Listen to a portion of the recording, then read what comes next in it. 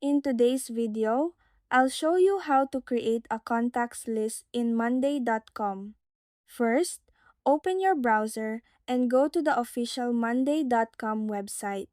Then, make sure to log into your account. Once you are on the home page, click the plus sign beside your main workspace, then choose Board and select Start with Template.